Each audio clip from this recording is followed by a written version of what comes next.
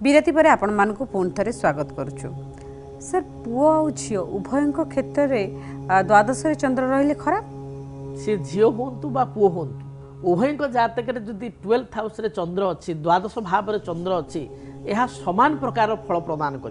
कारण अनेक दर्शक बंधुଙ୍କର भी से मत थी हूँ आम झील पिला आम स्त्री लोक आमर बोधे या अधिकार रोचे कि पुओ मानकर पुरुष लोकंर ये समस्या रही ता भूल जेहेतु ग्रह द्वादश चंद्र थिले सी कही ज्येष्ठ शालक प्रथम आरंभ कर ज्येष्ठ शालक ज्येष्ठ भातृ शालक वार्ड लगे माने झील मानकर तो शोला हेबेनी तेणु झील मानकर आइदर विवाह पर देढ़शुर हेबे बा दियर हेबे तेणु शालक अर्थ पुओ मानक पई मध्ये अप्रोप्रिएट ज्येष्ठ शालक ज्येष्ठ भातृ ज्येष्ठ भगिनी ज्येष्ठ ननद ज्येष्ठ पुत्र सुखम नास्ति ये सुख रु वंचित हुए शालक कथा आसुची माने अतएव एठी आमे जानिबा पुओ मानक पई मध्ये समान नियम जदि पुओटी अछंती पुओ हितांतु बा झील हितांतु द्वादश रे जदि चंद्र अच्छी ताले आपण देखिबे आपणकर बड़ भाई सहित पड़िबो नाही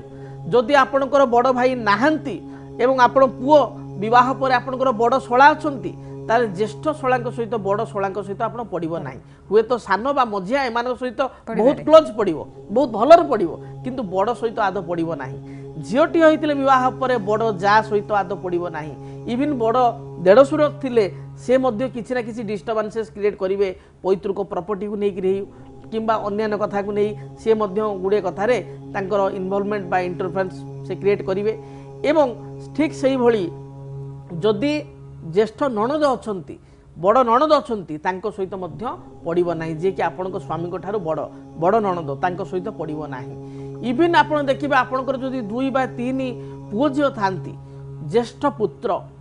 आपन देखिए पुओ कौन माँ को पचार ना बापा को पचार पचार किंतु अन्य पिला माने जेते केयरिंग हेबे बड़ पुओ बा बड़ झील जदि थिबो जातक ताले सी भी सेतेटा केयरिंग हबो नाही बा ता पई आपन को टेंशनटा अधिक लागि रहइबो तार टेंशन रे आपन अधिक टेंशन रहिबे से चलंतु आ जने कलंक सहित कथा आइ जिबा निश्चय। हेलो मैडम नमस्कार। नमस्कार की कहउछंती मु 8 गरु कहउछि लीना राउत का विषय जाने पे चाहूँगी निज विषय कौन तो आपन डेट ऑफ बर्थ कौन डेट ऑफ बर्थ 7/1/1992 7/1/1992 मसीहा जन्म समय दिन 2:45 दिन 2:45 जन्म स्थान कोठी आज्ञा जन्म स्थान कोठी जन्म स्थान भापुर कौन जिला जिला ढेंकानाल ढेंकानाल कौन प्रश्न रही आज्ञा मो 3टी पिला एमती नष्ट हो जाइछन्ती हेलो आ टिके जोरे कहिबे प्लीज हमें क्लियरली आपन कथा सुनी पारनु मो तो 3टी पिला एमती हेकी नष्ट हो जाइछन्ती अच्छा मैं से चाहूली हम पिला हेबे कि नहीं अच्छा ठीक अच्छे सार गोटू बुझा सार ए विषय कौन कहे हेलो सर नमस्कार। नमस्कार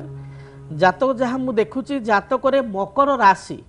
एवं श्रवणा नक्षत्र 22/10 वृष लग्न ठीक अच्छे अच्छा जातक जहाँ मु देखुची जो संतान नष्ट हो माने कनसिप्ट करिकरी आपनकर गर्भरे नष्ट अछंती ना जन्म पर संतान कर की समस्या जो बड़ फास्ट पिला जन्म हेई सारी नष्ट हो गेला माने केते मास परे सेकंड पिला 7 मास रे नष्ट हो गेला तारे थर्ड पिला 6 मास रे नष्ट हो गेला अच्छा अच्छा ताहले देखिबा जातक रे निश्चय कोनोसी दशा दोष रहउची जेहेतु वृष लग्न एवं जातक रे जदि चक्र को हमें जीवा जन्म ग्रह चक्र को ताले वृष लग्न रे जन्म ग्रहण करिसंती जातक रे मु देखुची 5th लॉर्ड बा पंचमाधिपति जे कि संतान रो अधिपति से रवि मंगल बुध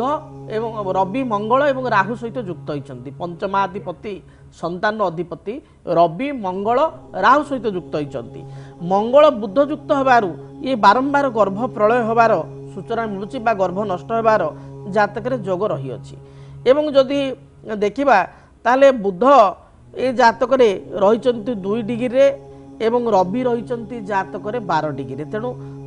जस्ट अस्त एठी हेइचंती रवि आपनकर बुध रवि को 10 डिग्री मध्य बुध रहिले अस्त एवं जदि जातक को देखिबा ताले जातक रे आपनकर दशा मध्य वर्तमान चलीची राहु महादशा चली जहाँकि गर्भ प्रलय करने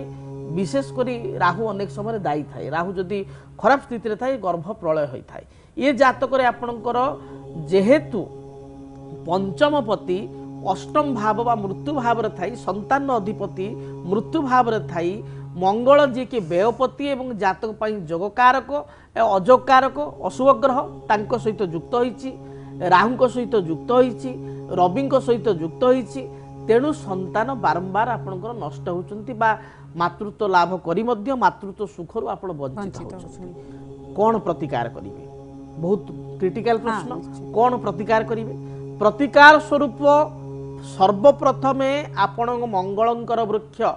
जहाँ को कहतु आम अनंत मूल वृक्ष कुंडरे लगाई चंदन सिंदूर धूप दीप लाल रंगर मंदार फूल दे प्रत्येक दिन पूजा करेंगे ये 1 नंबर पॉइंट 2 नंबर पॉइंट आपण गोटे कौन करेंगे ना गोटे राहु महादशा चलुवर श्वेतचंदन वृक्ष कुंडरे लगाई चंदन सिंदूर धूप दीप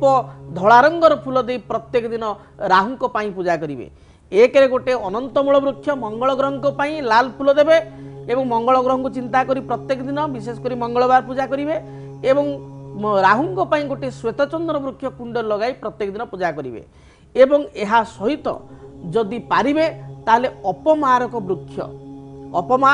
को कुंड लगाई प्रत्येक दिन पूजा करेंगे अपमारक दांत काटी घसंती गाँ मानक प्राय लोक जानती ताको आपण लगे कई अपमारक कहते कई अपमारक कहते अपमारक वाटे ठीक तो ताकू से वृक्षटी लगेबे संतान गोपाल फोटोटीए बा जदि पारिबे फोटोटी रखिले भल मूर्तिटे रखिले तार बहुत गोटे नीति नियम रही तेणु संतान गोपाल फोटोटी आपण रखी तुलसी पत्र सुवासित धला फूल दे प्रत्येक दिन पूजा करेंगे ओम देवकी सुत गोविंद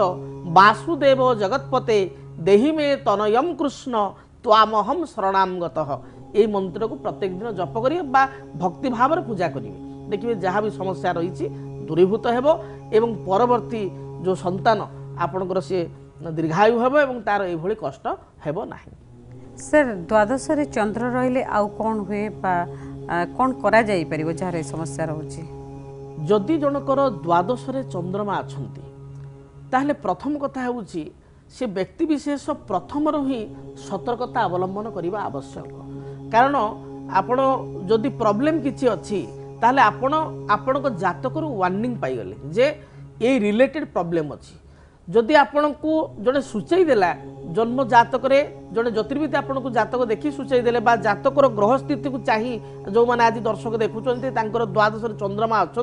से निजे भुक्तभोगी से निजे मैच कर देखो द्वारा ये प्रॉब्लम होची कि नहीं जदि द्वादश चंद्रमा अच्छी एवं 100% मु सियोर से कार्यक्रम मध्यम ही बर्तमान देखा समय ही मत थैंक्स कहे जे सार जहाँ कहते अप्रिय सत्य कथा ये घटना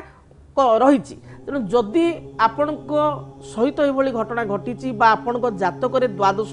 चंद्रमा रही आपण स्वामी रही भाई रही जहाँ जातक थाऊ ताहले प्रथम कथा होची आग्रतम जाग्रतम सार आगु को चाहिए बर्तमान जाग्रत हो अर्थात जदि बड़ भाई सहित आप रिलेशन भल रहूना ताहले आपण डिस्टेंस मेंटेन करेंगे सी केते डिस्टेंस मेंटेन कर दैट इज सेपरेट थिंग आपण डिस्टेंस मेंटेन करेंगे बड़ नणद सहित असुविधा होची प्रथम ही हम जदि जोग रही आपड़ निजे डिस्टेंस मेंटेन करेंगे सी केते मेंटेन कर अलग कथा बड़ पुओ बा बड़ झील अच्छा तो निज रक्त भल संस्कार देकी बढ़ेबे